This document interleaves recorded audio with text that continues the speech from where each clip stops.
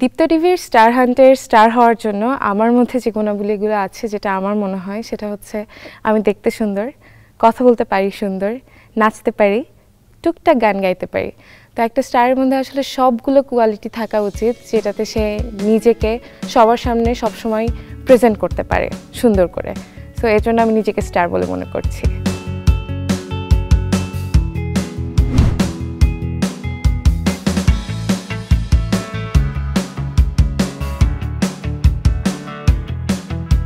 আমার দেশে অধিকাংশ মানুষের মতোই 9 to 5 জব নিয়ে আমিও বিরক্ত।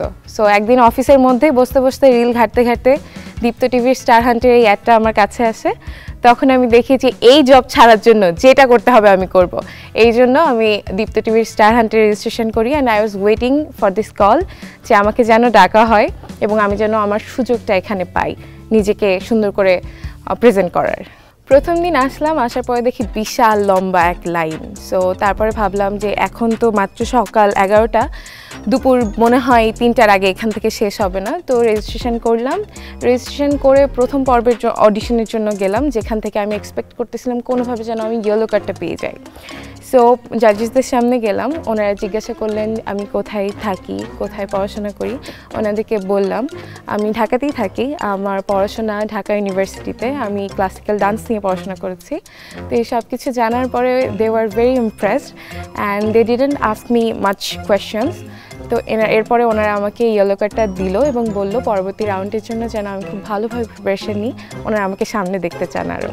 তো এরপরে ইয়েলো কার্ড পাওয়ার পরে আমি আসলাম গ্রিন কার্ডের আশায় উপরে জাজেসদের কাছে। জাজেসরা আমাকে জিজ্ঞাসা করলেন যে মায়ের সাথে কথা হয়েছে কিনা আজকে। তো আমি বললাম হ্যাঁ মায়ের সাথে কথা হয়েছে।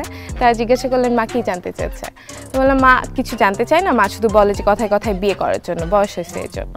মায়ের কথা নিয়েই তারপরে জাজেসরা আমাকে বললেন যে তাহলে তুমি এখন একটা অ্যাক্ট করে দেখাও যে তোমার মাকে বুঝাতে হচ্ছে যে তুমি মিডিয়াতেও কাজ করবা কিন্তু তোমার বিয়েও হবে, এটা তুমি কিভাবে কনভিন্স করবা, এটা আমাদের এখন অ্যাক্ট করে দেখাও। আমার মনে হয় মিডিয়াতে কাজ এবং বিয়ে এই দুটো একসাথে করার জন্য আমি যেমন আমার মাকেও কনভিন্স করতে পেরেছি, এভাবে জাজদেরকেও কনভিন্স করতে পেরেছি। এজন্য ওই দিন তারা আমাকে গ্রিন কার্ডটা দিয়ে দিলেন। তারপরে আমি পরের দিনের প্রিপারেশনের জন্য রেডি হয়ে গেলাম। গাজী গ্যাস স্টোভ রান্নায় আনে শিল্পের ছোঁয়া। পরের দিন সকাল সকালই আসলাম আমি। তো আসার পরে ওনারা আমাদেরকে একটা স্ক্রিপ্ট দিলেন, সেখানে 5টা মনোলগ ছিল। ওখান থেকেই বললেন প্রিপেয়ার্ড হওয়ার জন্য। তো আমি মনোলগগুলো পড়লাম, প্রিপেয়ার্ড হচ্ছিলাম, কিন্তু আশেপাশে বাকিদের সবার এত সিরিয়াসনেস দেখে আমার নিজেকে মনে হচ্ছিল আমি একটা গাধা, আমি হয়তো বা পারবো না। কারণ আমি খুব চিল করছিলাম, আমি হয়তো বা আমার আশেপাশে যারা ছিল তাদের সাথে খুব খুনসুটিতে মেতেছিলাম পুরাটা সময়। তো তারপরে সন্ধ্যা পার হলে যখন আমার অডিশনের টাইমটা আসে আমি ভিতরে যাই। ভিতরে যাওয়ার পরে আমি খুব স্মাইলি একটা ফেস নিয়ে জাজদের সামনে যাই। তারা আমার হাসিটা দেখে খুব খুশি হন। তারা বলে তোমার হাসিটা তো দেখে মনে হচ্ছে তুমি একদমই ভয় পাও না। আমি বললাম ভয় আমি পাচ্ছি না, তবে হ্যাঁ একটু কেমন কেমন করছে।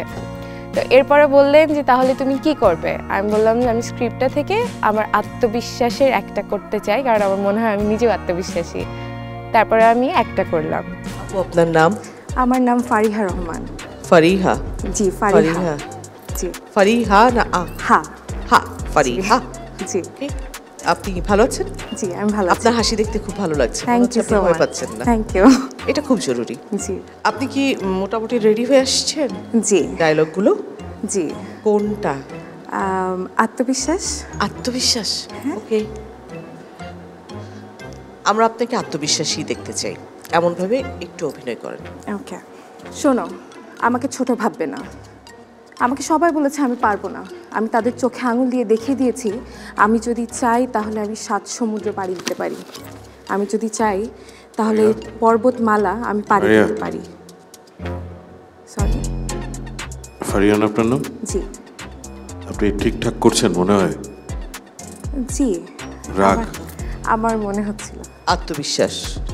কিন্তু একটার মাঝখানে আবার স্যার বারবার থামাই দিচ্ছিলেন, হয়তোবা আমি সেই প্রপার ডেলিভারিটা করতে পারছিলাম না এর জন্য। তো 3বারের বার উনি আমার ডায়লগ ডেলিভারিতে খুবই খুশি হলেন এবং আমাকে পরে কার্ডটা দিয়ে দিলেন। আর I was extremely happy about that. আরেকবার আসুন। Thank you. আত্মবিশ্বাস। জি আমি শুরু করবো আবার।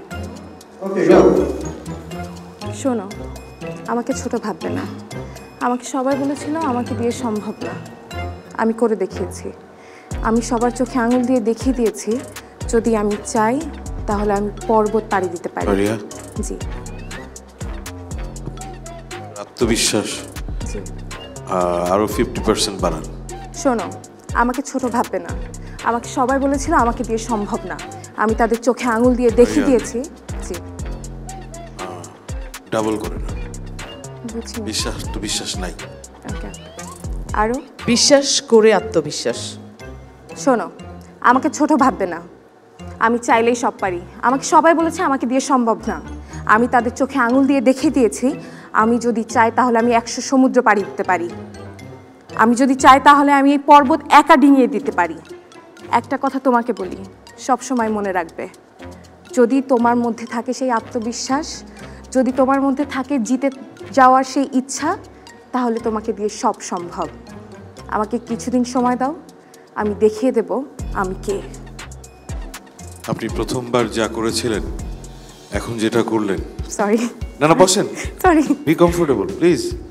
একটু আপনার Sorry. অটোমেটিক আপনার সিমটম বের হয়ে আসছে যে আপনি আত্মবিশ্বাসী হয়েছেন। আপনি কি ডিফারেন্সটা বুঝতে পারছেন? জি, থ্যাংক ইউ, অনেক অনেক প্র্যাকটিস Thank you করেন so much. এবং অবশ্যই দেখিয়ে দিবেন। থ্যাংক ইউ সো মাচ, অভিনন্দন। Thank you, thank you.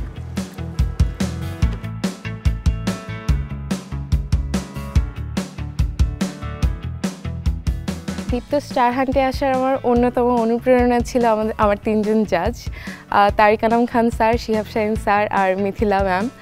কারণ আমি ছোটোবেলা থেকে তাদের কাজ দেখতে দেখতে বড় হয়েছি এবং খুবই পছন্দ করি।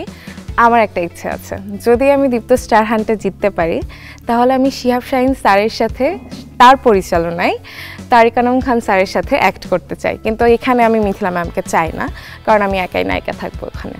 দীপ্ত টিভির সাথে আমার এই নতুন যাত্রায় আমি আশা করব আপনারা সবাই আমাকে অনেক ভালোবাসা দিবেন, আমার সাথে থাকবেন। আর আমি চেষ্টা করব আমার যতটুকু আছে তার দিয়ে যেন সম্পূর্ণ আমি আপনাদেরকে যত ভালো কাজ দেওয়া যায় সেটা দিতে পারি। প্লিজ আমাদের সাথে থাকবেন। সামনে দাঁড়াবার খুঁজছে তোমায় মঞ্চ তোমার, দাও সারা